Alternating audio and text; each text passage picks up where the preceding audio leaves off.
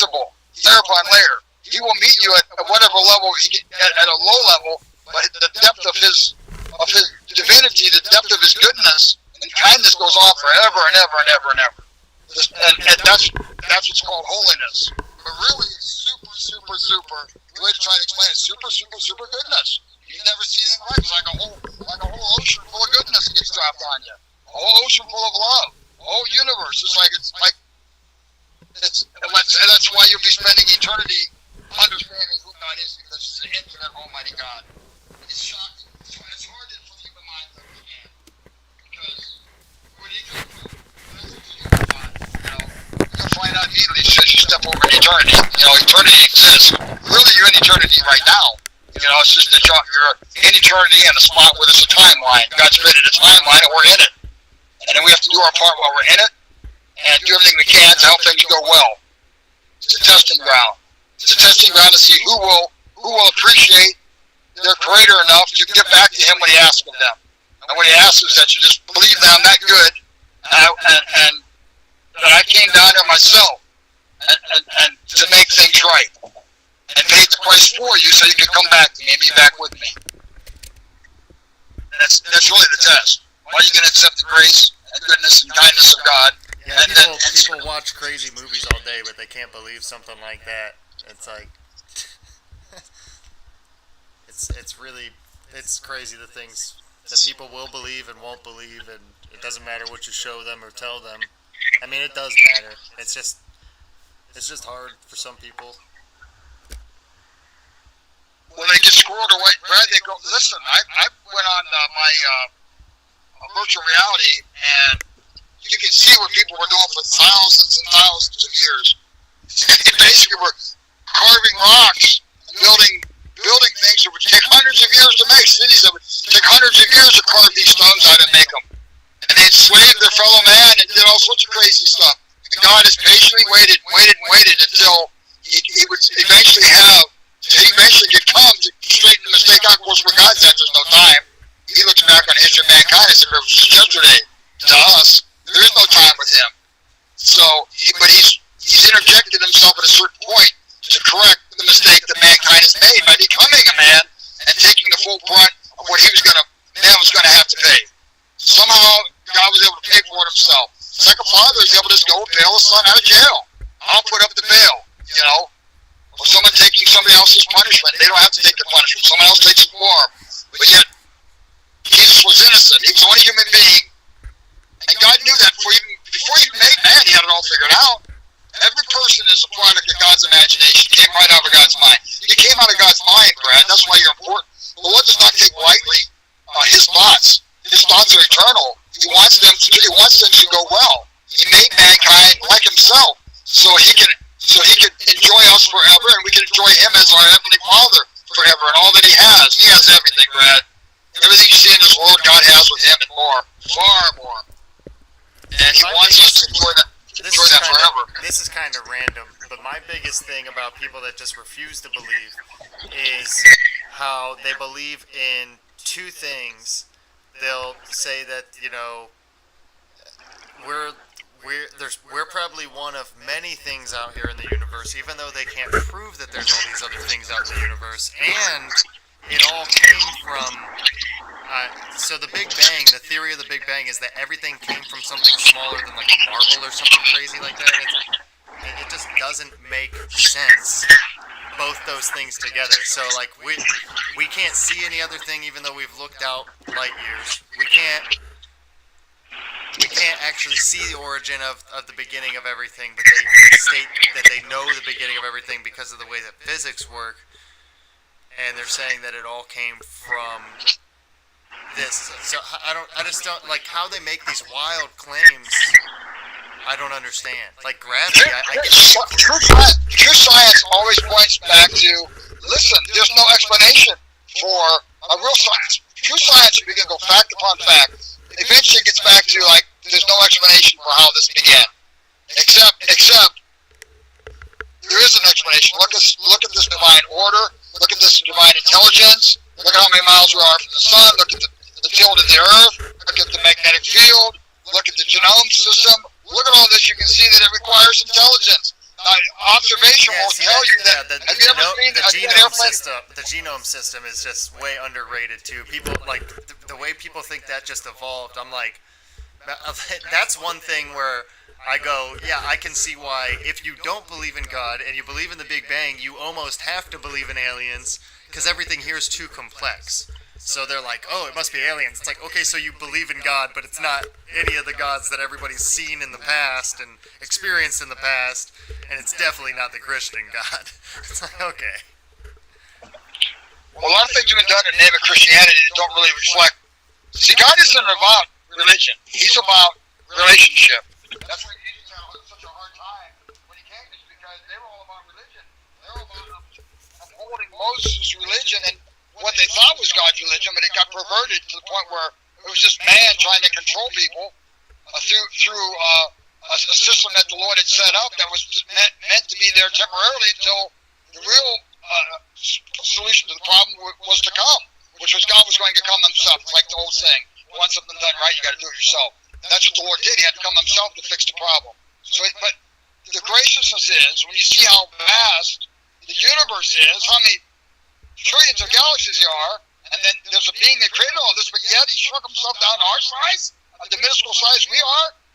That's quite a task. That's quite a thing to do. Of course, then it's not impossible if you made it all. Obviously, you can become the size of something that you made if you wanted to. Well, that's what God did. I mean, it's pretty awesome what he did.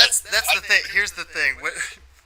I'll give you the Big Bang if you admit that God exists. You see what I'm saying?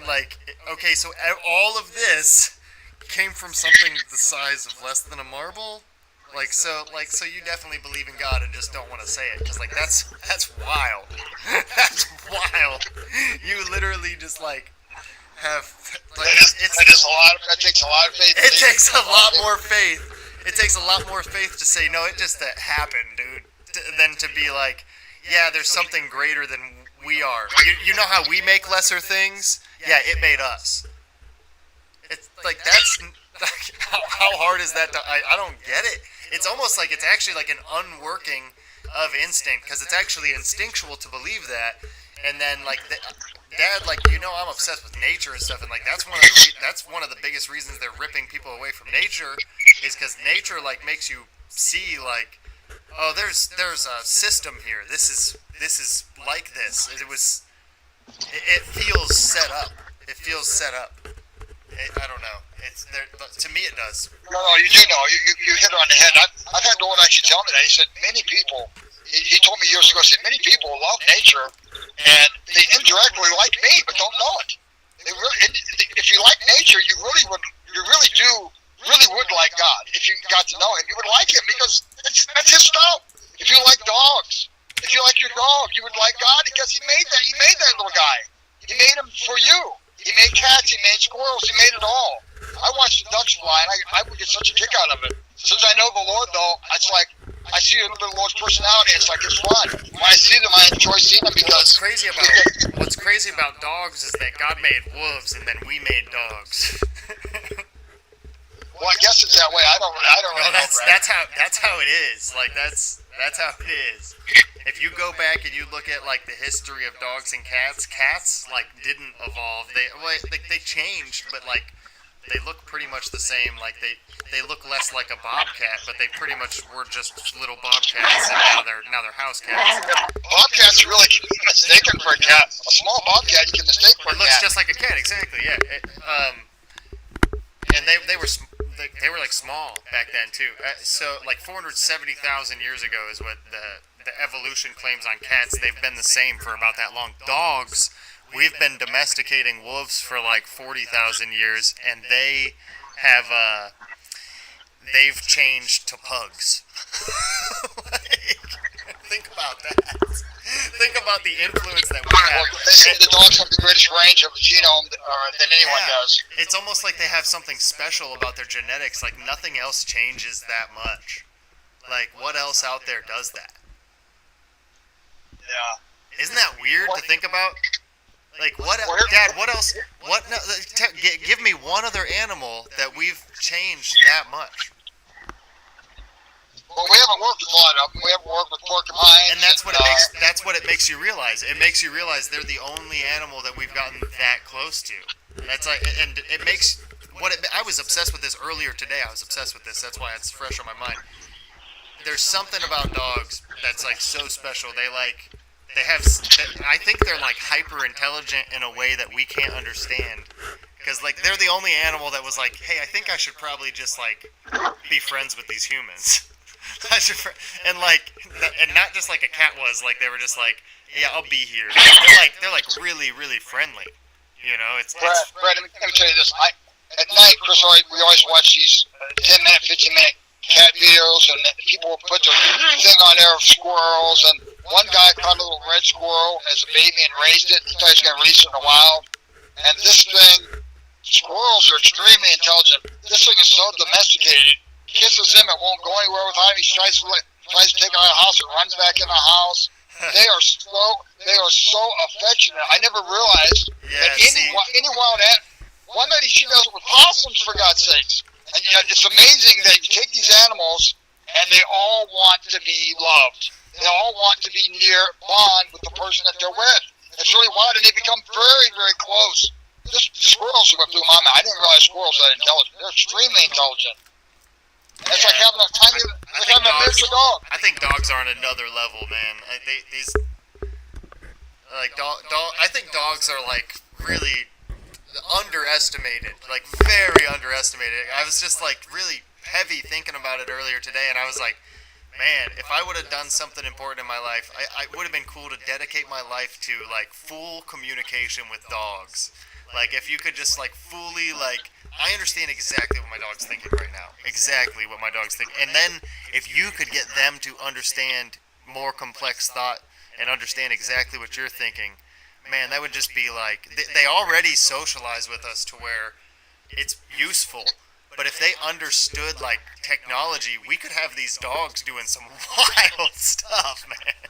Like sending dogs to space and stuff. Like they could be doing some crazy stuff. I mean, I don't know. I went off on a tangent earlier today thinking about dogs for like 2 hours. I was like, man, they're underappreciated, like really underused. Like if you look at what they do more jobs than any other animal, and they can't talk and they can't use thumbs. Imagine if they had either one of those abilities. Like chimps are like not used for what they're used for, and chimps have thumbs. Think about that. Chimps are like almost us, and they can't be used for the things that dogs are used for. Yeah. Isn't that kind of like, I was stuck on that thought earlier. I was like, man, dogs are special, dude. I gotta make this light. Hey, I'll let you go, Dad. We've been talking for a long time. I love you. Yeah. Oh man, I didn't make it. I ran out of gas. Oh no, Dad, you didn't run out of gas. Just now. And guess what? I gotta go through this light somehow. No, Dad, talking to me, you ran out of gas. Oh, I'm so close to making it. I'm 100 feet.